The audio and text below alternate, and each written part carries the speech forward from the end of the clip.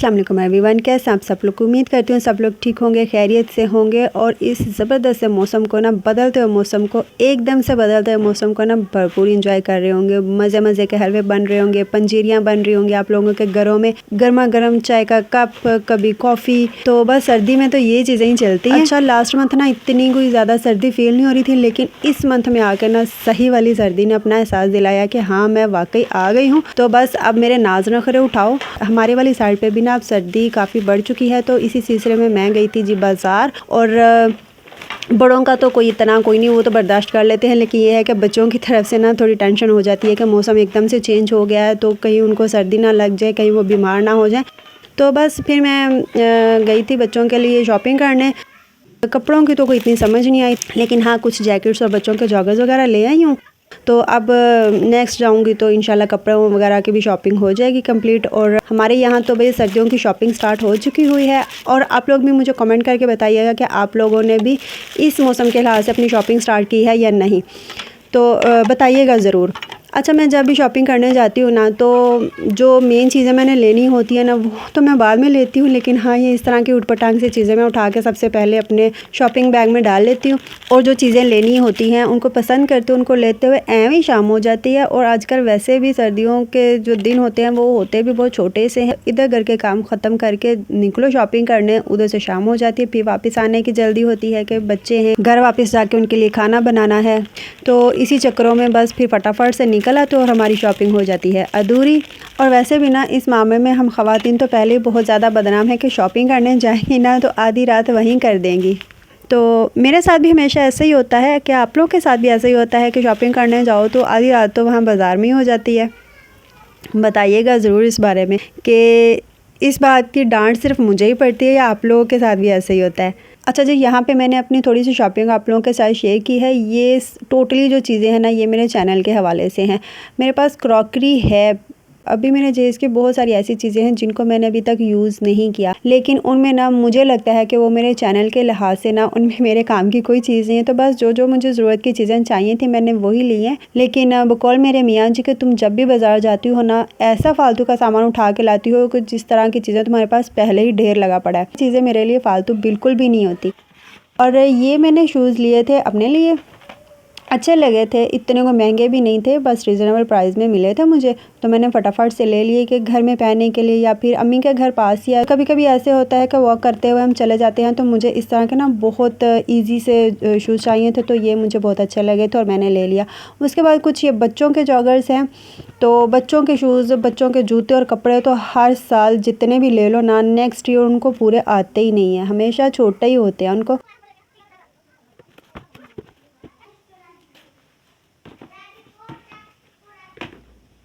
और उसके बाद ये कुछ नट्स वगैरह लेके आई थी, जैसे कि बादाम और अखरोट, क्योंकि इनको तोड़ना होता है, इसलिए ये मैं पहले ही ले आती हूँ, फिर 2-3 दिन तो लग जाते हैं इनको तोड़ने में। और हमारे बड़ों ने ना हमारे माइंड में ऐसा कोई फ़िक्स किया होता है कि जो नट्स रेडी टू ईट मिलते हैं ना पैकिंग में बाज़ार से, उनमें से ना ऑयल उन्होंने पहले से ही निकाला हुआ होता है, तो उनका तो कोई फ़ायदा नहीं है, उनका तो कोई असर ही नहीं होना हमारी सेहत पे। तो हमेशा जो है ना वो ऐसी चीज़ें घर में लेके आओ और ख़ुद ही उनको तोड़ो, निकालो और फिर उसके बाद यूज़ करो। और ऐसी वो बात फिट हुई है ना मेरे माइंड में भी, तो हर साल मैं इसी तरह लेके आती हूँ, फिर 1-2 दिन लगा के उनको तोड़ती हूँ और उसके बाद फिर जो भी या जिस तरह भी उनका यूज़ करना होता है तो मैं करती हूँ।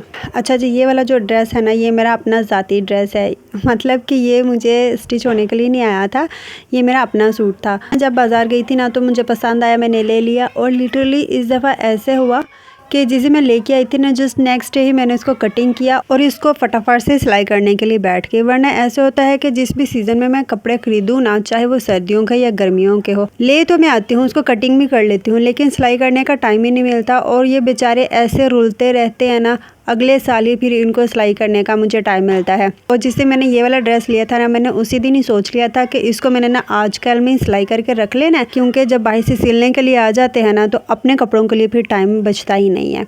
तो खैर ये थी जी मेरी छोटी सी शॉपिंग जो मैंने आप लोगों के साथ शेयर की। और आ जाते हैं अब अपनी रेसिपी की तरफ। और आज की जो रेसिपी है ना, वो आप लोगों ने ऑलरेडी थंबनेल में या फिर टाइटल में देख ही लिया होगा कि मैंने क्या बनाया है। ये जो रेसिपी है ना, ये मैं किसी की ख़ास फरमाइश पे बना रही हूँ। मुझे बहुत दफ़ा उन्होंने बोला था कि आप ना बिस्किट या फिर नान खटाई या इस टाइप की कोई रेसिपी शेयर करें। इसीलिए मैंने सोचा कि चलें आज ना ज़ीरा बिस्किट की रेसिपी शेयर करती हूँ। अच्छा, इस रेसिपी के लिए मैंने मेजरिंग कप का यूज़ किया है। अगर आप लोगों के पास ये वाले कप्स नहीं हैं तो घर में रेगुलर जो भी चाय वाला कप आप लोगों के यूज़ होता है उसको सेट कर लें। उस एक कप से सारी चीज़ों का नाप कर लें। और इन ज़ीरा बिस्किट के लिए मैंने जो भी इंग्रेडिएंट्स यूज़ किए हैं ना, उनकी मैं डिटेल आप लोगों को डिस्क्रिप्शन बॉक्स में दे दूँगी। वहाँ पे आप लोग जाइएगा, देखिएगा और वहाँ से स्क्रीनशॉट ले लीजिएगा। ये चीज़ आप लोगों के लिए बहुत ईजी रहेगी। तो सबसे पहले यहाँ पे मैंने क्या किया है, 1/4 कप मैंने ली है पिसी हुई चीनी। ये कोई स्पेशल किस्म वाली चीनी नहीं होती। हर घर के किचन में जो चीनी पाई जाती है, जिसको चाय में या फिर किसी भी मीठे में डालते हैं, वही वाली चीनी लेके मैंने उसको ग्राइंड कर लिया था। उसके बाद मैंने उसको एक दफ़ा छान लिया था ताकि उसके अंदर से जितने भी चीनी के मोटे ज़रात हैं ना, वो सेपरेट हो जाएं और हमारे पास एक बहुत अच्छा फ़ाइन सा चीनी का पाउडर आ जाए। वही वाला मैंने यूज़ किया है। अगर आप लोग बना रहे हैं ना ये बिस्किट की रेसिपी, तो चाय का कप अगर आप लोगों ने सेट किया है तो उस चाय का कप का जो चौथा हिस्सा होता है ना, वो वाला आप लोगों ने चीनी का यूज़ करना है। सेम क्वांटिटी में आप लोगों ने लेना है घी। मैंने भी घी लिया है यहाँ पे, वरना तो मोस्टली ऐसा होता है कि बिस्किट या फिर बेकरी आइटम्स में ना बटर यूज़ होता है, लेकिन हम विदाउट बटर ये बिस्किट बना रहे हैं तो उसके लिए फिर घी का इस्तेमाल करेंगे। तो घी भी हमने जितनी चीनी ली थी ना, उतना ही लेना है, 1/4 कप। अब इन दोनों चीज़ों को अच्छी तरह से कर लेना है मिक्स। इतना मिक्स करना है कि बहुत अच्छा सा हमारे पास इन दोनों चीज़ों का एक पेस्ट सा रेडी हो जाए। और घी को ना मैंने चूल्हे पे हल्का सा मेल्ट कर लिया था। जिस तरह के आप लोग जानते हैं कि आजकल मौसम काफ़ी ठंडा हो गया है और रूम टेम्परेचर पे भी इस तरह की चीज़ें ना सख्त हो जाती हैं, हार्ड हो जाती हैं। तो इसलिए आप लोग भी इसको या तो चूल्हे पे हल्का सा गर्म कर लीजिए या फिर माइक्रोवेव कर लीजिएगा।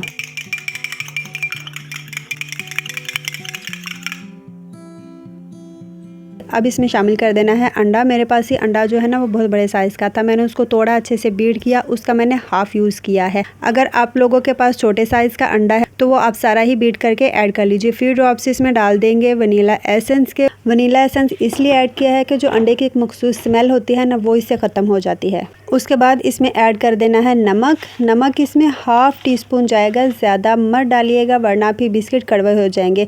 जिस तरह आप लोगों ने चाय वाला कप सेट किया है ना, उसी तरह आप ये चम्मच भी सेट कर सकते हैं अगर मेजरिंग स्पून्स नहीं है आप लोगों के पास। 3 किस्म के चम्मच होते हैं हर घर में, एक बड़ा, एक छोटा और एक उससे छोटा। जो सबसे छोटे वाला चम्मच होता है ना, वो वाला आप सेट कर लीजिए सॉल्ट और बेकिंग पाउडर के लिए। नमक ऐड करने के बाद इसमें चला जाएगा ज़ीरा। मेरे पास ये ड्राई रोस्टेड ज़ीरा था, मैंने इसका यूज़ किया है। अगर आप लोगों के पास सादे वाला ज़ीरा है तो आप वो ऐड कर दीजिएगा, लेकिन ड्राई रोस्टेड ज़ीरे का टेस्ट ना बहुत मज़े का आता है। जब सारी चीज़ें अच्छे से मिक्स हो जाएंगी, उसके बाद इसमें ऐड कर देना है मैदा। मैदा यहाँ पे 1 कप यूज़ होगा। ये ऑलरेडी छना हुआ मैदा है, लेकिन मैं इसको फिर से छान के यूज़ करूँगी ताकि अगर इसके अंदर पड़े कोई गुठली वगैरह बन गई है तो वो रिमूव हो जाए। मैदे के साथ ही 1 टीस्पून बेकिंग पाउडर ऐड कर देंगे और दोनों चीज़ों को छान के ही लेंगे।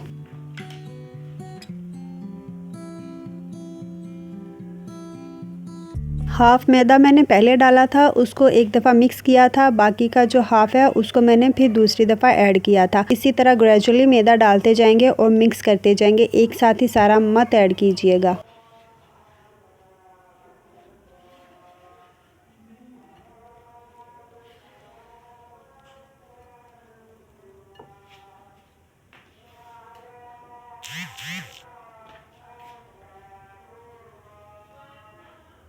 जो बाकी का बचा हुआ मैदा है ना, वो ऐड करने के बाद इसको फिर हम हाथों के साथ मिक्स करेंगे। फिर ये स्पैचुला के साथ मिक्स नहीं होगा क्योंकि थोड़ा सा हार्ड हो जाता है, तो फिर उसके साथ मिक्स करना थोड़ा सा मुश्किल हो जाता है। तो इसलिए यहाँ पे आप लोग हाथों का यूज़ कर सकते हैं। मैंने हाथों को अच्छे से वॉश कर लिया था और विदाउट ग्लव्स मैं इसको बना रही हूँ। और ग्लव्स पहन के ना मुझसे काम बिल्कुल भी नहीं होता, मैं हमेशा हाथों के साथ ही काम करती हूँ। और जो बिस्किट्स की डो है ना, वो इस तरह की होनी चाहिए, सॉफ्ट नहीं होनी चाहिए और ना ही हार्ड होनी चाहिए। इसमें कोई दूध नहीं ऐड होता, कोई पानी नहीं ऐड होता, सिंपल घी के साथ ही या फिर बटर के साथ ही हम इसकी डो रेडी करते हैं। और यहाँ पे आप लोगों को नज़र आ रही होगी कितनी अच्छे से स्मूथ सी डो इसकी रेडी हो चुकी है। अब हम इसको रेस्ट दे देंगे तकरीबन 10 से 15 मिनट के लिए, ताकि जो हाथों के साथ हमने ये डो रेडी की थी ना, उस टाइम पर जो हमारे हाथों की हीट होती है ना, उससे घी मेल्ट हो जाता है।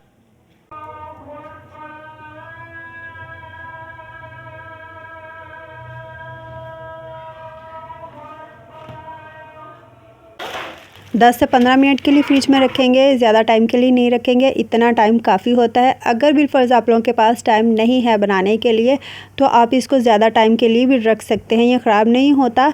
लेकिन कम से कम टाइम भी ना इसको 10 से 15 मिनट तो लाज़मी रखिएगा और ज़्यादा से ज़्यादा आधा घंटा, इससे ज़्यादा टाइम के लिए इसको नहीं रखना होता। जितनी देर में डो रेस्ट के लिए रखी हुई है, साथ साथ हम दूसरी तैयारी भी कर लेते हैं। यहाँ पे मैंने ले लिया था एक चॉपर, उसको कट करके बिल्कुल सीधा कर लिया था, बड़ा सा कर लिया था, क्योंकि इसके ऊपर हम जो बिस्किट की डो है ना उसको बेलेंगे। और साथ ही हम अपना होममेड ओवन तैयार कर लेते हैं।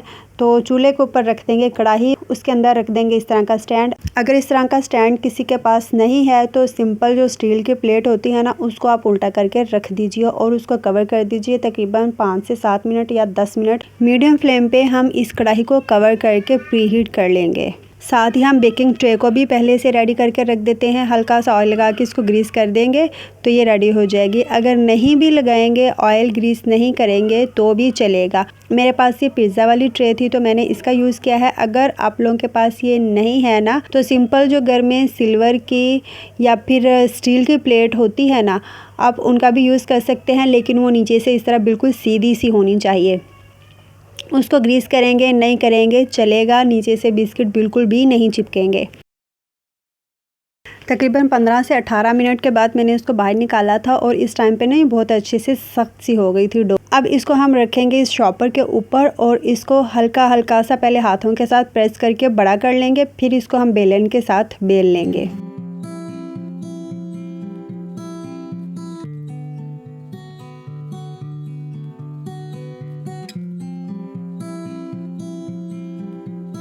इस डो को हम बहुत हल्के हाथों से बेलेंगे, ना ही बहुत ज़्यादा इसको थिक रखेंगे और ना ही बहुत ज़्यादा थिन। ज़्यादा थिन रखेंगे ना तो इसको उठाते हुए बेकिंग ट्रे में सेट करते हुए पहले तो ये टूट जाएंगे।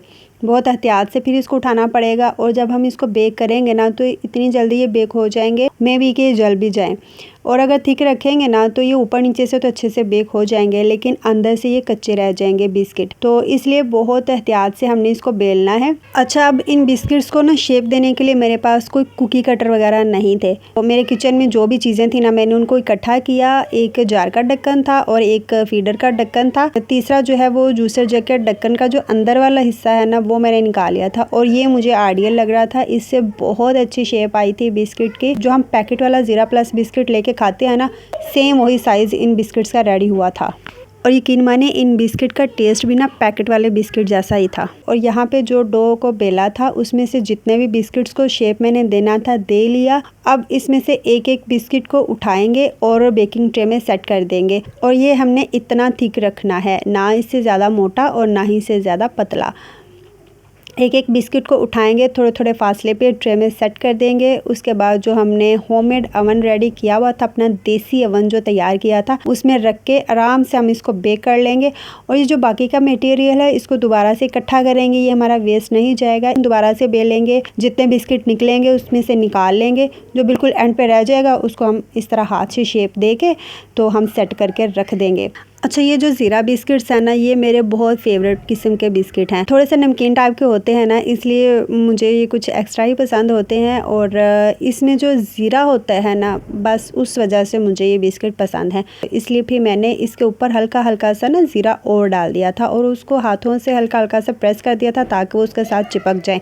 बाकी के जो बिस्किट हैं उसको मैंने एक और ट्रे में रख दिया था। इसको मैंने ग्रीस नहीं किया, इसमें मैंने ऐसे ही बिस्किट सेट करके तो फ्रिज में रख दिया था। जितनी देर में पहली वाली जो ट्रे है वो बेक होगी, उतनी देर में दूसरी वाली जो ट्रे है वो फ्रिज में ही पड़ी रहेगी। बेकिंग टाइम इन बिस्किट्स की 35 से 40 मिनट हो सकती है, वो फ्लेम पे डिपेंड करता है। 30 मिनट पे एक दफ़ा चेक कर लीजिए। अगर आप लोगों को थोड़ी कसर लगे तो 35 मिनट इनफ होते हैं। फ्लेम हम इसको पहले जो है 4 से 5 मिनट मीडियम टू हाई रखेंगे, उसके बाद फिर हम इसको लो फ्लेम पे बेक करेंगे।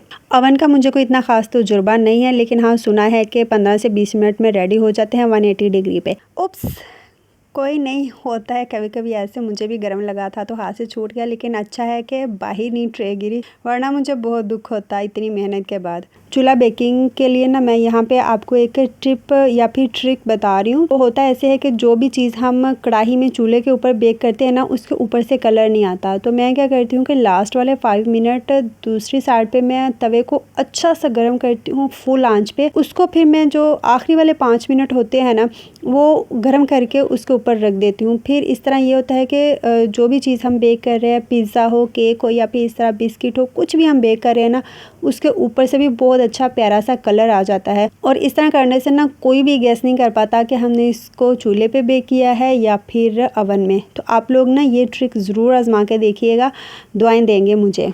अच्छा जी, अभी वीडियो के स्टार्ट में ना मैंने आप लोगों को ये गुलाबी चाय का एक पैकेट दिखाया था। सर्दियों में अक्सर ऐसा होता है कि जब हम किसी शादी पे जाते हैं ना, तो बिल्कुल लास्ट पे वहाँ पे ये सब्ज़ चाय जो है वो सर्व की जाती है और हमें वो इतनी मज़े की लगती है ना। और उसके बाद फिर हम जब घर आते हैं तो दिल करता है कि हम घर में भी उस तरह की चाय बनाएं, उसको एंजॉय करें। फिर जब सोचते हैं ना कि इसको बनाने में इतना टाइम लगेगा, पहले हम चाय की पत्ती को आधा पौना घंटा पकाएंगे, उसके बाद फिर उसको फेंटने का जो मुश्किल काम है वो वाला करेंगे, ये सोच के ना फिर रुक जाते हैं कि नहीं, रहने देते हैं, इतनी मेहनत कौन करे। लेकिन अब ये शादियों वाली सब्ज़ चाय बनाना ना कोई इतना मुश्किल नहीं रहा। जिस दिन मैं शॉपिंग करने के लिए गई थी ना, जहाँ से मैंने ये बादाम और अखरोट वगैरह लिए थे, वहाँ पे ये सामने उन्होंने पैकेट रखे हुए थे और लोग ऐसे दड़ादड़ लेके जा रहे थे ना। और मैंने भी सोचा, साथ में आप ही थी, उन्होंने भी सोचा कि चले हम लोग भी लेके ट्राई करते हैं, इसको टेस्ट करते हैं कैसी है। तो बस हम लोगों ने भी ले लिया। और जिस दिन मैंने ये वीडियो बनाई थी ना, बिस्किट बेक हो चुके हुए थे, तो मैंने सोचा कि चलें ये चाय को भी ना ट्राई करते हैं कैसा टेस्ट है। जिससे हमने ये चाय ली थी ना, उसने बोला था कि ये चाय को बनाने के लिए 5 कप दूध और 1 टेबलस्पून आप लोगों ने ये चाय की पत्ती ऐड करनी है उसमें, और आप लोगों की ज़बरदस्त सी चाय रेडी हो जाएगी। इस पैकेट में ना ऑलरेडी सब कुछ मिक्स हुआ है। सब्ज़ चाय बनाने के लिए जो जो भी चीज़ों की ज़रूरत होती है, जैसे कि लौंग हो गया, छोटी इलायची, दालचीनी या फिर बादियान का फूल, वो सब कुछ इसमें ऐड किया होता है उन्होंने पहले से ही। हमें सेपरेट से कुछ भी ऐड नहीं करना, सिर्फ चीनी डालेंगे, थोड़ा सा नमक डालेंगे, दूध तो इसमें जाएगा ही जाएगा, साहिरा उसके बगैर तो कोई भी चाय नहीं बनती। उसके बाद फिर हमने इसको 3 से 4 बॉयल आने तक पकाना है। जिस तरह हम रोज़ अपनी रेगुलर चाय बनाते हैं उसी तरह ही हम इसको पकाएंगे। जब ये पक जाएगी फिर हम इसको कप में निकालेंगे और सर्व करेंगे। और अच्छा, इसका कलर तो थोड़ा सा डार्क आएगा। इसका मुझे थोड़ा सा हुआ था कि इसका कलर इतना तेज़ क्यों है, लेकिन टेस्ट वाइज ना ये बहुत मज़े की थी। ऐसे ही लग रहा था कि जैसे हम शादी वाली जो चाय है ना वो पी रहे हैं। अच्छा, इस चाय को पीने के लिए ना दूध भी बहुत अच्छा खालिस होना चाहिए, बहुत गाढ़े वाला दूध होना चाहिए। फिर इसमें ना पाउडर मिल्क ऐड करने की ज़रूरत नहीं होती। हमारे घर में भी जो डेली रूटीन का दूध आता है ना, वो बहुत अच्छा सा खालिस दूध होता है, फुल फैट मिल्क होता है। मैंने उसमें से 2 कप सुबह ही निकाल के रख दिया था। मुझे था कि मैंने रात को ना ये चाय ज़रूर बनानी है, और फिर मैंने इस चाय को बनाया और उस दिन ना मेरी शाम बहुत मज़े की गुजरी थी। बहुत इंजॉय किया इन होममेड फ्रेश बिस्किट के साथ अपनी मज़ेदार सी गर्मा गर्म चाय को। अच्छा जी, इसी के साथ ही मुझे दीजिए इजाज़त। उम्मीद करती हूँ कि मेरी आज की वीडियो आप लोगों को पसंद आई होगी। पसंद आई हो तो वीडियो को लाइक, चैनल को सब्सक्राइब कर दीजिएगा। मिलते हैं किसी नई वीडियो के साथ, किसी नई रेसिपी के साथ। तब तक के लिए अल्लाह हाफिज़।